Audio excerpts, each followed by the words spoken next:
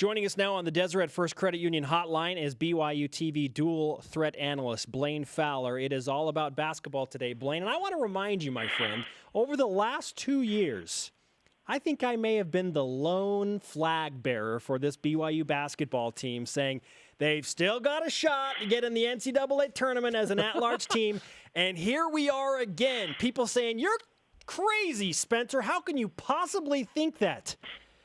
But if BYU can win 8 in a row, like they did last year, against a conference that wasn't as good last year, was better last year because they had Gonzaga, then just maybe. I don't know, Blaine, am I insane to think that BYU has an at-large opportunity still? I feel like the Dumb and Dumber movie, like, so you're telling me there's a chance? Yes. So there's this, like, what would you say the chances of a guy like me, 1 in a million? Oh, I'd say more like, what did he say, 1 in 1,000? I think like more 1 in a million. So you're telling me there's a chance.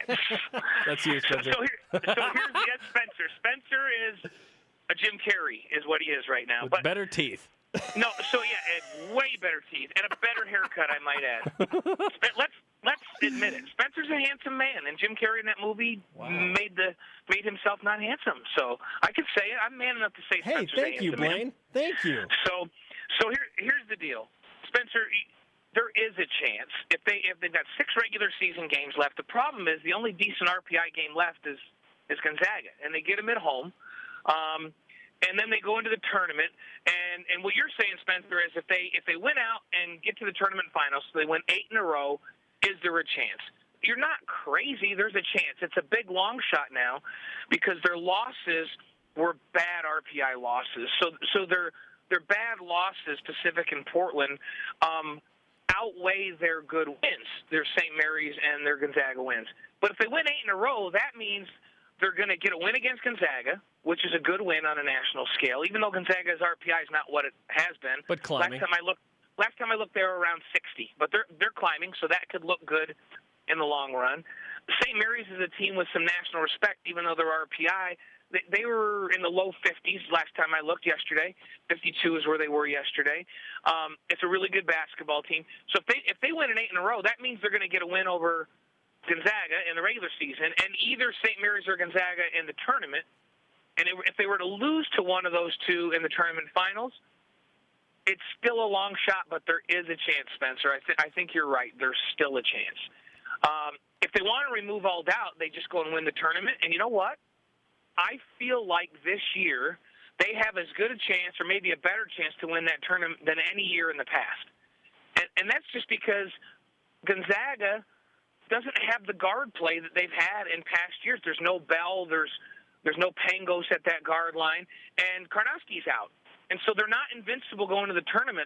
Going to the tournament past years, you go, wow, it's a long shot for BYU to beat the Zags in the tournament final.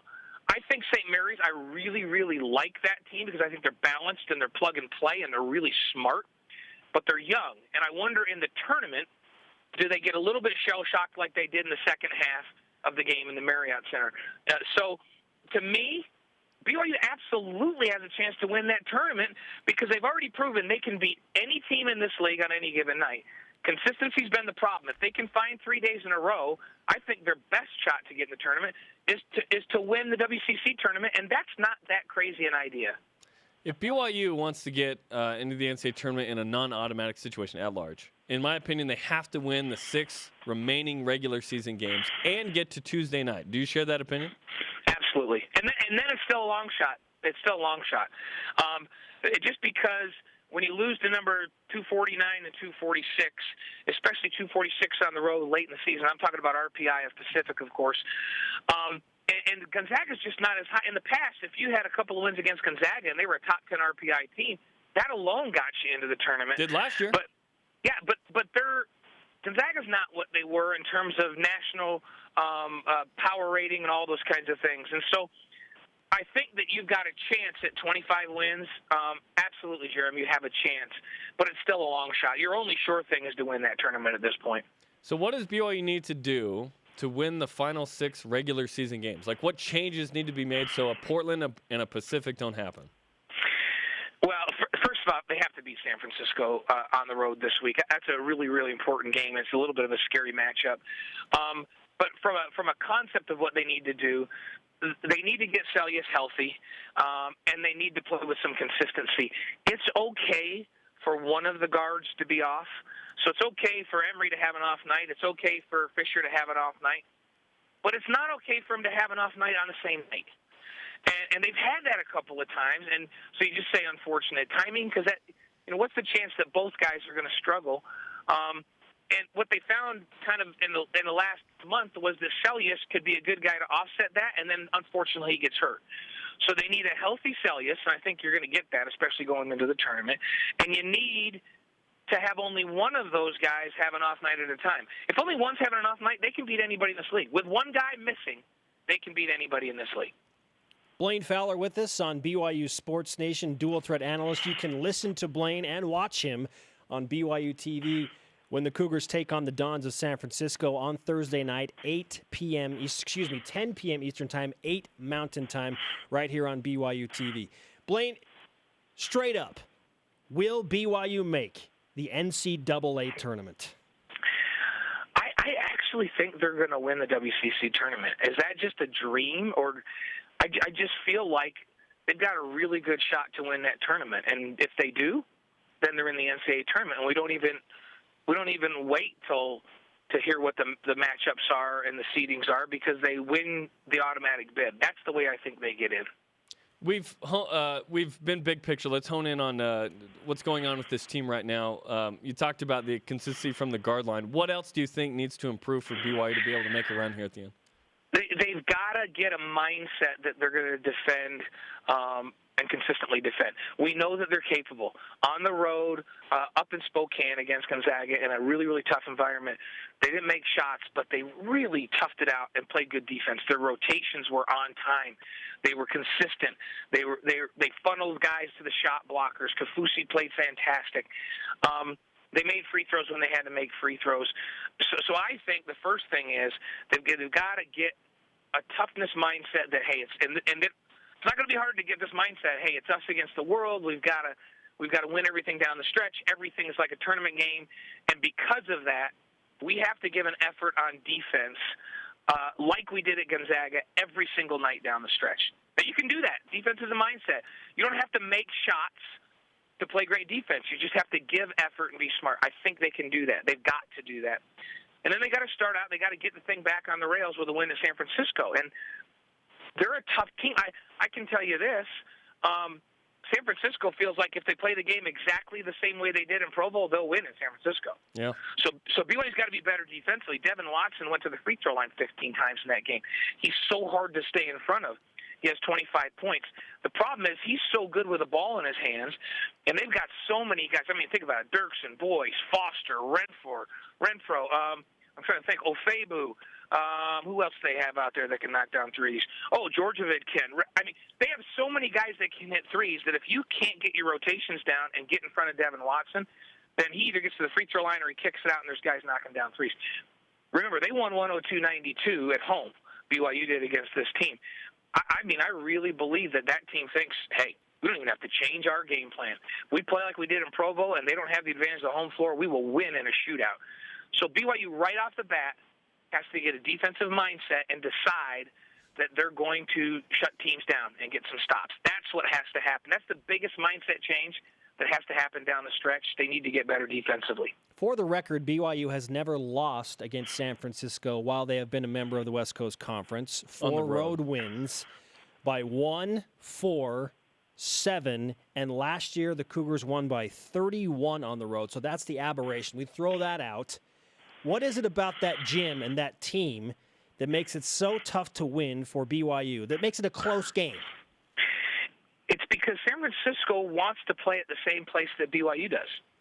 So most times teams come in and they tell you, I can tell you, just the other day when we were talking to the staff for Pacific, they were talking about, Burns was saying, boy, we just really need to be able to control the tempo. And if you remember in that game, BYU played at their tempo for the first 8 or 10 minutes.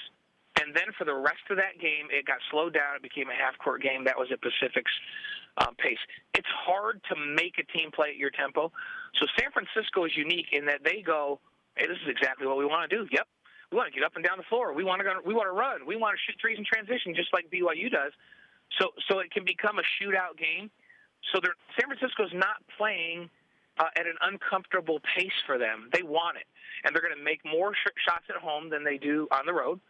And so it presents a unique challenge. It's one of the few teams that BYU plays that goes, hey, we love this. Yep, 100-point game, fine with us. So BYU's got to then say, okay, then we got to get back in transition and defend. We got to cut off the dribble drive. We got to find the shooters. They're saying the things that teams usually say when they're coming in to play BYU. That's why San Francisco is such a tough matchup. And that's interesting because you can only expand so much energy and emphasis in certain places. I don't think that you can run, and then run on defense to get back. So where do you give and where do you take there? It's hard. Jeremy, you've hit it right on the head. People say to me, why isn't BYU better defensively? Well, because they win games. I mean, this is a philosophy, and they win a ton of games, and they go to the NCAA tournament every year with the philosophy that they're going to get up and down the floor. They're going to be fun to watch. I love it. I don't know about you guys.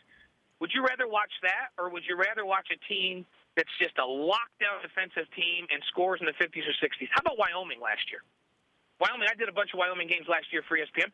They were really hard to beat. They were really good. They were boring as can be.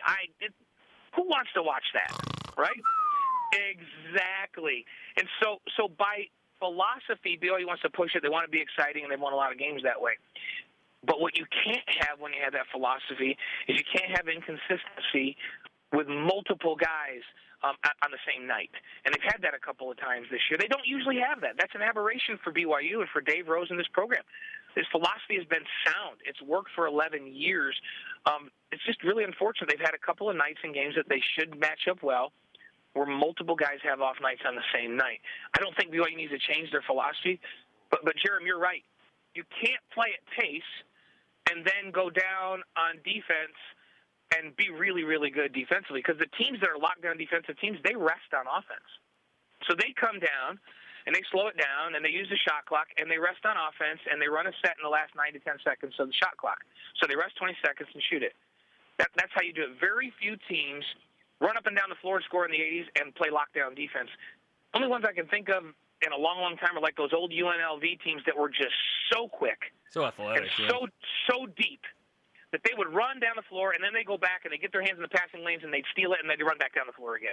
Outside of that, it's a philosophical thing, and I don't want Dave Rose to change one thing because he's been so unbelievably successful in that philosophy. Blaine Fowler, always good stuff. You can see a double dose of Fowler awesomeness starting on Thursday at 10 p.m. Eastern, 8 Mountain Time on BYUtv. He will call the game with Dave McCann from War Memorial Stadium, San Francisco. Also on Saturday against Santa Clara. That game starting at 4 p.m. Eastern, 2 Mountain Time. Blaine, thanks for the time, my friend. Good to talk to you guys.